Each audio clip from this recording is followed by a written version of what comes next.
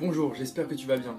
Les Scouts Unitaires de France sont heureux de te présenter Au Coin du Feu, le podcast qui reçoit des scouts qui ont soif d'aventure. Je suis Galaxy Éclaireur et je te partage leur histoire. Aujourd'hui, nous avons la chance d'accueillir Simon, qui est chasseur alpin et chef de groupe. Nous allons parler de formation, des dangers de la montagne et d'aventure au cœur de la nature. Alors maintenant, imagine que tu t'installes tranquillement au coin du feu. Je te souhaite une très belle écoute et j'espère que tu vas aimer.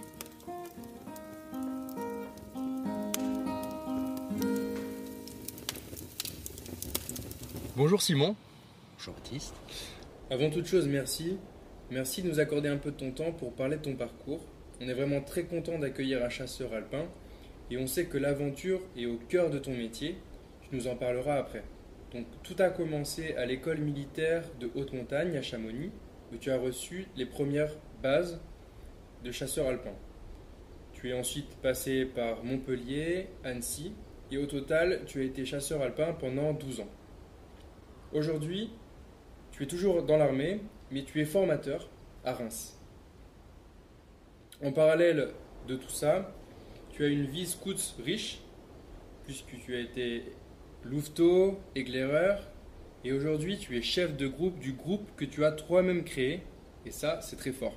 Donc pour commencer, j'ai une première question. Qu'est-ce que c'est en 2 mots un chasseur alpin ? Alors, les chasseurs alpins, c'est un corps particulier de l'armée de terre. Donc, les chasseurs alpins font partie de l'infanterie et ont comme particularité d'évoluer évidemment en montagne, dans un milieu particulier, mais aussi sur tous les théâtres où les conditions sont difficiles. Donc ça peut être aussi des milieux où il y a de la chaleur. Maintenant, comme 2/3 des surfaces émergées du globe sont en montagne, forcément notre terrain de jeu est plutôt vaste et donc on fait appel à nous assez souvent. Voilà. Donc ça peut être apparenté à une troupe d'élite, mais surtout qui évolue dans un milieu dont on reparlera, très particulier, très exigeant. D'accord. Et voilà, qui suppose une maîtrise du milieu pour pouvoir combattre dans ces conditions. D'accord. Comment cette envie de devenir chasseur alpin t'est venue ? Est-ce que c'est venu tôt ? J'imagine que tu étais scout dès ton plus jeune âge. Est-ce que tu peux nous en dire 2 mots ? Alors oui, j'ai été scout depuis l'âge de 8 ans et j'ai fait tout mon parcours jusqu'à celui de chef de troupe sans arrêter le scoutisme. Alors le milieu de la montagne, je l'ai pratiqué depuis tout petit, bien qu'originaire de Champagne, mais voilà, j'allais quand même tous les ans, été comme hiver, à la montagne, donc j'ai pratiqué pendant longtemps. L'idée de l'armée, elle m'est arrivée relativement tard en fait, par un concours de circonstances pendant mes études. Donc c'est là où je me suis posé la question de l'armée. En revanche, je ne voyais pas l'armée autrement que chez les chasseurs alpins, de par ce milieu et ce cadre qui me fascinait. Donc voilà, donc l'idée, dès que j'ai découvert qu'il y avait une école de formation, l'école militaire de haute montagne, où on était sûr d'être formé comme cadre chez chasseurs alpins. Qui était à Chamonix. Voilà, donc je me suis engagé là-bas, enfin j'ai passé les concours pour pouvoir rentrer là-bas. Et dès que c'était bon, voilà, forcément je suis parti là-bas et depuis je suis toujours chasseur alpin, même si mes différentes mutations ont fait que j'ai servi dans d'autres spécialités de l'infanterie, mais j'ai toujours conservé ma tenue chasseur et ma tarte.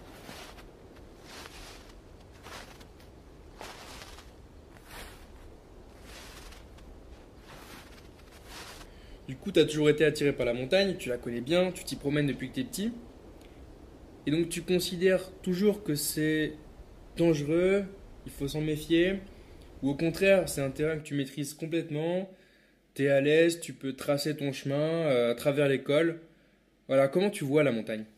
La montagne, c'est le cadre de l'aventure par excellence. C'est un milieu où on a encore des endroits qui sont, alors pas vierges de toute trace, mais en tout cas quand on évolue dedans, on peut les traverser sans avoir aucune trace de civilisation et on est vraiment au cœur de la nature. Donc ça permet d'avoir un sentiment de liberté complètement décuplé. Maintenant, il ne faut pas oublier que c'est un milieu exigeant qui nécessite une connaissance, comme la mer. On est attiré, on est fasciné par ces milieux, mais il ne faut pas en oublier les règles, parce qu'il y en a. Ouais. Alors on ne peut pas dire qu'on peut s'y aventurer en toute sécurité, on ne sera jamais en toute sécurité. On est bien petit par rapport à la nature, donc il faut la connaître, apprendre à la connaître, l'apprivoiser, la découvrir, s'entraîner et du coup pouvoir en profiter tout en ayant bien en tête toutes ces règles. Toutes ces techniques voilà, pour connaître la montagne, c'est quelque chose qui vient avec le temps. Tu as appris tout ça à Chamonix, à l'école, ou tu as acquis cette expérience avec... Alors ça vient de la pratique, évidemment depuis petit, de par les rencontres avec ceux qui m'ont appris à faire de l'escalade. Et puis petit à petit on se rend compte, parce que j'ai fait de la montagne aussi en libre avec des cousins, et je me suis rendu compte après coup, en étant en école, qu'il existait vraiment des règles et qu'on ne pouvait pas faire n'importe quoi, que j'avais fait des choses plutôt dangereuses avant de rentrer à l'armée. Et du coup, voilà, on découvre vraiment les règles, on découvre la réglementation, les exigences. Et petit à petit, voilà, il faut se former. Et on ne peut pas partir sans, un, être entraîné, et deux, connaître un minimum de choses. Il faut rencontrer les gens, il faut se renseigner, et puis ensuite, la pratique aidant, on acquiert l'expérience et on peut avancer un peu plus vite et surtout un peu plus loin. Est-ce que tu as en tête le sommet le plus difficile, le plus technique que tu as dû faire, ou la marche là, qui t'a le plus marqué, que ce soit un souvenir bon ou pas bon? Quelque chose qui t'a marqué? Oui. Alors, moi, il y a une course, effectivement, qui était plutôt engagée. On va dire, c'est sur la barre des écrins. On l'a faite par le couloir Coolidge. Donc, c'est la directissime qui monte jusqu'au sommet. Mais les conditions de neige étaient particulièrement chargées.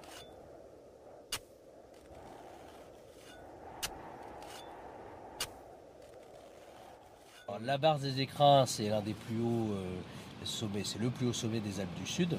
Voilà, donc c'est juste on va dire au niveau de Briançon. Ok. Et elle culmine à 4002, quelque chose comme ça. D'accord. Donc enneigé toute l'année. C'est un glacier. C'était le cas. Voilà. Alors on a des règles en montagne, c'est de dire il faut avoir quitté le glacier avant midi. Donc si on doit faire le sommet, on va monter, faire le sommet. Donc on peut avoir 6, 7, 8 heures de montée. Il faut compter les 4-5 heures de descente, donc forcément. On recule à partir de midi pour savoir à quelle heure on part. Donc on va partir à 1h, 2h, 3h du matin pour arriver là-haut. Et juste une petite question, pourquoi il faut avoir quitté le parce que le glacier avant midi? Au moment où le soleil, on va dire, culmine, entre midi et 14h, la neige a travaillé. Du coup, les ponts de neige sont friables, les crevasses s'ouvrent et les séracs, donc toutes les barres de glace qui sont retenues, qui retiennent la glace et les rochers, peuvent céder. Donc on peut avoir des chutes. Voilà. Donc, par précaution, il vaut mieux avoir quitté. Donc ce jour-là, les conditions étaient quand même relativement particulières. On a sécurisé complètement la montée pour aller jusqu'au sommet, qu'on a atteint vers midi. Voilà, on a mis 5 heures à redescendre, à traverser toute la barre pour redescendre au col, qui reste entre la barre et le dôme des écrins. Donc on reste encore à des altitudes assez élevées. Et il y a encore un bon bout de chemin pour redescendre du glacier jusqu'auprès de Madame Carl. Voilà, donc on est sorti du glacier vers les 19h le soir. Donc on a fait toute la descente à un moment où c'était quand même assez limite. Voilà. Mais une course absolument magnifique. Et par chance, pas de casse, parce que malgré tout, on fait attention, parce qu'on a complètement sécurisé, parce qu'on est encordé, et voilà, et parce qu'on n'était qu'avec des gens entraînés. D'accord. Donc voilà, dans ces moments où la nature est vraiment la plus sauvage, je dirais même la plus violente, quel sentiment tu ressens? Comment tu te sens dans ces moments-là, où tu as toute la nature autour de toi, ces montagnes immenses, tout est énorme, quoi. Toi, tu es tout petit. Voilà, on est effectivement tout petit face à cette nature. C'est un sentiment d'évoluer. On est hors du temps. Parce que la montagne, finalement, serait la même aujourd'hui qu'il y a des siècles. Ouais. Et j'espère, pour les siècles à venir également, que nos descendants pourront également profiter de la même chance que l'on a de pouvoir se retrouver comme ça dans la nature. Donc la montagne est un milieu privilégié. On évolue dans cette beauté. Voilà, il faut quand même garder les pieds sur terre, même si on veut profiter du lever de soleil, du coucher de soleil et de cette nature. Il faut bien penser à sa condition physique, au fait de savoir qu'il faut redescendre, au fait de savoir que la météo peut changer très vite et que même si le ciel est complètement dégagé, oui, en un quart d'heure, un orage peut arriver de l'autre côté de la montagne et on se retrouve sous la foudre, l'orage, avec un piolet à la main et forcément, c'est dangereux. Le piolet qui attire la foudre. Le piolet qui forcément attire la foudre. Et du coup, voilà, risque. Donc il vaut mieux se débarrasser ou traîner derrière nous avec une corde.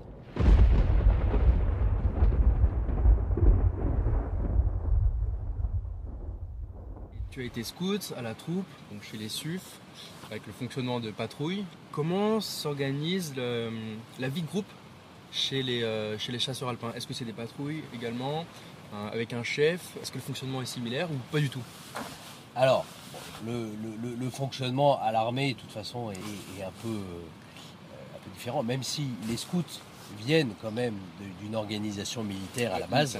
Tout à fait. Donc si je veux comparer aujourd'hui en tant que chef de groupe, finalement le chef de groupe a avec lui ses 6 unités, c'est la 7e, la communauté des aînés qui l'anime. Il a des chefs d'unité et en dessous des maîtrises et des enfants après organisés en cisaine ou en patrouille, en équipe. On a la même organisation au niveau d'un bataillon de chasseurs alpins ou d'une compagnie à l'intérieur. Donc on aura à chaque fois un chef avec une équipe de commandement et à chaque fois des équipes de commandement qui vont commander soit les compagnies, soit les sections. Donc l'organisation finalement se retrouve un petit peu la même. Quand on est chef de groupe, voilà, d'un groupe de 250 personnes, c'est la même chose qu'une compagnie. D'accord. Et au niveau à l'échelle de la section, l'entité la plus petite? Alors la plus petite, c'est on a le groupe et l'équipe encore. D'accord. Voilà, okay. Une équipe, allez, c'est 3 personnes, un groupe, une dizaine de personnes, entre 8 et 10 personnes. La section, 30 et 40 personnes en fonction de l'arme. Voilà. La compagnie va évoluer, pareil, en fonction des armes, entre 80 et 192 personnes pour l'infanterie. Et puis après, un régiment autour de 1200 personnes. Je te coupe juste, les armes, ça correspond à quoi? Les armes, l'armée de terre est divisée en armes, et ce qu'on appelle les armes, c'est l'infanterie, la cavalerie, le génie, l'artillerie, les transmissions, l'aviation légère de l'armée de terre. Chaque fois, on a différentes armes. Donc les chasseurs alpins font partie de l'infanterie. Donc toi, au niveau de ces groupes-ci, maintenant tu es formateur, mais quand tu étais chasseur alpin, tu as eu en charge d'hommes, tu as été leader, chef. Oui. Voilà, moi j'ai commencé donc comme chef de groupe, donc sergent, donc d'abord sous-officier, c'est sergent puis sergent-chef quand j'étais donc à Chambéry. Ensuite j'ai passé le concours des officiers, je suis parti à Coët-Quidam, je suis retourné dans l'infanterie pour reprendre les chasseurs alpins à nouveau. Et donc là je suis revenu à Annecy. Et là, j'ai été chef de section, donc lieutenant, puis commandant d'unité, capitaine. Voilà, donc j'ai fait tout ce temps-là. Et tu retrouvais des éléments de gestion d'humains que tu avais eu à la troupe, par exemple? Bien sûr. Bien sûr. On a une formation en tant que chef de troupe. Chez les scouts, on a vraiment une formation pour apprendre à gérer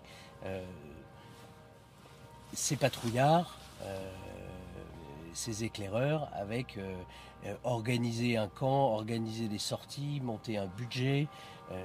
Tout ça sert dans la vie d'une manière générale et évidemment à l'armée. Donc si je résume bien, tu as été sur le terrain chasseur alpin et puis tu es ensuite devenu formateur.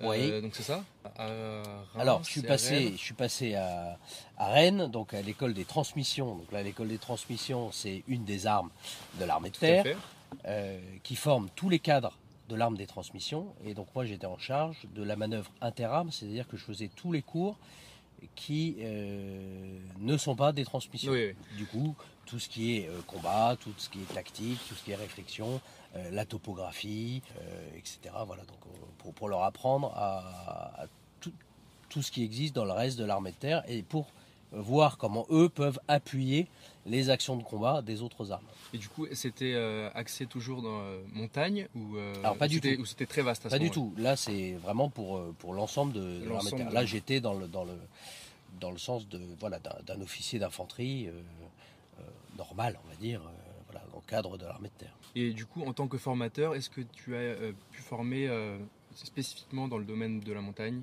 ou Alors oui, mais ça quand j'étais basé plutôt dans la montagne à ce moment-là. Donc voilà. Là, on a nos propres formations et puis on fait les formations. D'abord au début, quand j'ai commencé, on avait encore des appelés. Puis ensuite, les militaires du rang qui sont arrivés, les professionnels. Voilà. Donc là, il faut leur apprendre les rudiments de l'armée et surtout les rudiments de la montagne. D'accord. Et juste, je te coupe. Les appelés, ça correspond à. Alors c'est ceux qui faisaient leur service national. D'accord. À Voilà. l'époque. À l'époque, voilà. Avant, la conscription on a décidé de l'arrêter dans les années 95, mais le temps que ça se fasse, voilà, on est arrivé jusqu'en 2001. On avait les derniers appelés à ce moment-là. Ok. Et puis ensuite, maintenant, l'armée n'est que professionnelle. Et donc tu disais, donc tu devais former ces nouveaux arrivants, les appelés en l'occurrence, aux contraintes de la montagne. Mhm. Est-ce que tu peux nous donner ces grands axes de contraintes, de choses auxquelles il faut vraiment faire attention? Voilà, quel conseil tu donnerais aux patrouilles qui campent en montagne, n'oubliant pas, bien sûr, qu'il faut se référer à la réglementation qui est très précise et il est vital de passer par cette réglementation avant de camper en montagne. Voilà. Est-ce que tu pourrais donner Ouais. les axes principaux? Je vois. Alors, la montagne, on l'a dit tout à l'heure, c'est un cadre exceptionnel pour vivre l'aventure. Elle attire toujours beaucoup de monde. Voilà, quand on était justement avec notre groupe à Annecy, voilà, il y a beaucoup de gens qui demandent à venir dans le coin, qui cherchent des lieux de camp, etc. pour vivre justement cette aventure en montagne. Donc elle est louable et il faut le faire. Maintenant, il faut bien prendre en compte la dangerosité possible des activités. Donc voilà, il faut bien savoir qu'on ne fait pas n'importe quoi. Donc bien se renseigner à l'avance, connaître ses propres capacités physiques, savoir se limiter à ce qui est faisable, quitte à camper sur sur une période qui permet une acclimatation et ensuite acquérir un petit peu d'expérience, quitte à donc démarrer doucement et puis voilà, il ne faut pas tout de suite vouloir faire absolument un sommet ou le Mont Blanc ou quelque chose. La montagne se gravit pas à pas. Exactement. Il faut faire les choses dans pour la formation aussi.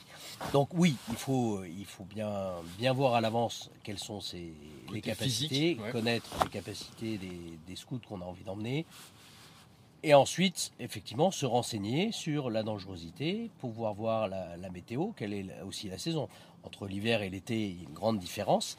Évidemment, on n'aura pas les mêmes difficultés l'été à faire un chemin de grande randonnée aux alentours des 2000 mètres d'altitude, même si ça reste quelque chose d'engagé, il faut bien, il y a un certain nombre de paramètres, que d'aller sur un glacier ou de faire une sortie raquette en hiver. Alors, tu parlais réglementation. Alors, la réglementation, par chance, elle a bien évolué. Et depuis 20 ans, on a moins de difficultés avec Jeunesse et Sport à organiser des activités en montagne que avant, notamment pour les routiers ou pour nos hautes patrouilles. On arrive à faire beaucoup plus d'activités qui du coup deviennent autorisées. On peut faire de la raquette, voilà. Alors, il y a une réglementation, mais elle s'est quand même beaucoup assouplie. Donc on peut faire plus d'activités. Maintenant, à partir du moment où on a envie d'organiser ces activités, On a au niveau des SUF une commission montagne qui est consultée dès lors que un raid est organisé ou dès lors que le camp ou un raid s'organise en montagne. Donc il faut forcément cocher la case dans le dossier de camp de manière à pouvoir avoir le soutien, les conseils, l'expertise de cette commission. Tout peut être fait, mais il y a forcément des règles. Jusqu'à le fait d'être accompagné par un professionnel de la montagne pour pouvoir faire une activité particulière, que ce soit de l'escalade, du rappel, une sortie en raquette, du ski de randonnée, voire une progression sur un glacier. Ça me fait penser que au niveau des scouts, on définit la montagne comme un milieu qui est pas forcément très haut en altitude, mais un milieu accidenté, donc qui présente des risques, parce que il y a des dénivelés importants, des falaises. Donc on peut se retrouver à des altitudes assez basses finalement, mais être quand même considéré comme en montagne et avoir besoin de ce soutien. On a au niveau des scouts fixé une limite à partir de laquelle on considère qu'on est en montagne, mais la question se pose de savoir si on est quand même en montagne, qui est de 800 mètres. Donc voilà. Alors, de toute façon, tout dépendra de l'activité. On trouve des falaises, bien sûr, en dessous de 800 mètres. Et c'est pas parce qu'on est en dessous de 800 mètres qu'on pourra organiser une activité, escalade, rappel ou autre. Donc on reste quand même dans les limites liées à l'activité en elle-même. Voilà. Après, le mieux étant, de toute façon, de consulter les équipes nationales pour avoir la bonne réponse. J'étais chef du côté de Nanteuil et on a eu la chance de pouvoir camper dans les Alpes, à Planey, à côté de Pralognan-la-Vanoise. Donc notre kraal se situait à 1900 mètres d'altitude. On avait notre mât qui était au milieu d'une pâture où il y avait des vaches. Et on avait la chance d'avoir ce décor incroyable de montagne tous les matins, tous les soirs d'ailleurs, des montagnes qui changeaient de couleur en fonction du soleil. C'était juste magique. Donc comme quoi, il est quand même possible de camper en montagne facilement. Ah bien sûr. Tu as monté un groupe du côté de Annecy. Tu es quand même assez engagé dans ta vie professionnelle, même dans ta vie au scout. Tu as une vie à 1000 à l'heure.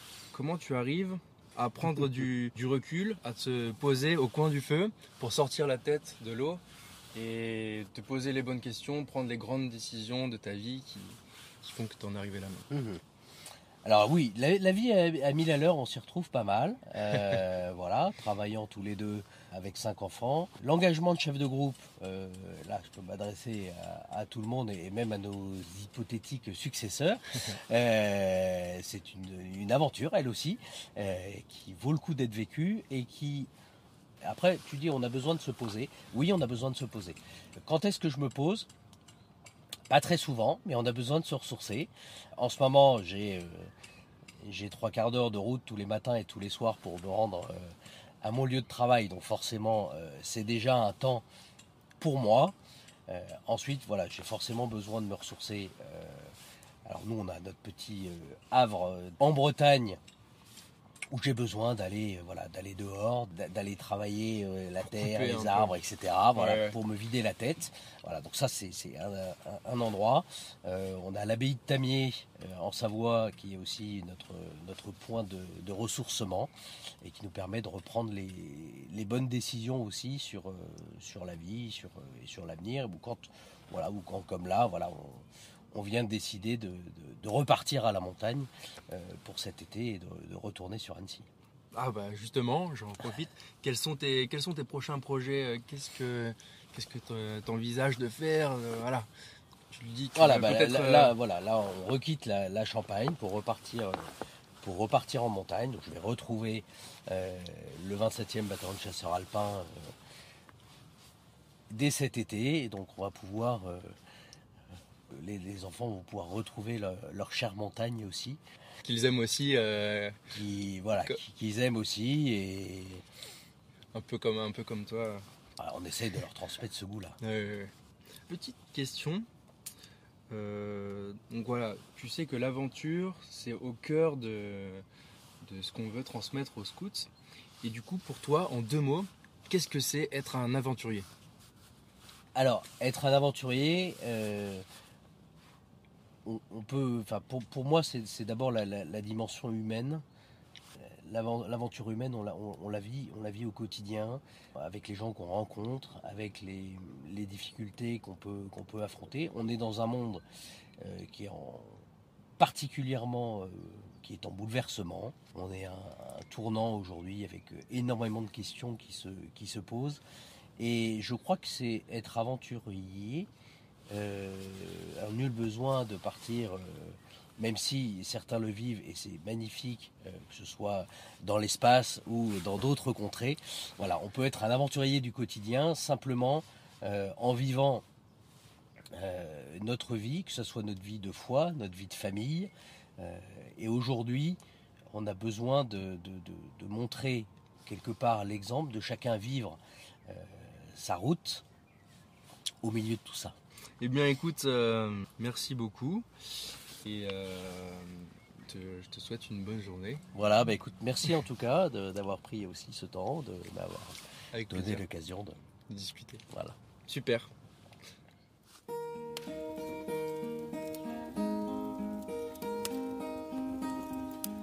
Merci d'avoir écouté jusqu'au bout. En tout cas, j'espère que cet épisode t'a plu. Je t'invite à partager ce podcast autour de toi. A très bientôt pour une nouvelle aventure au coin du feu.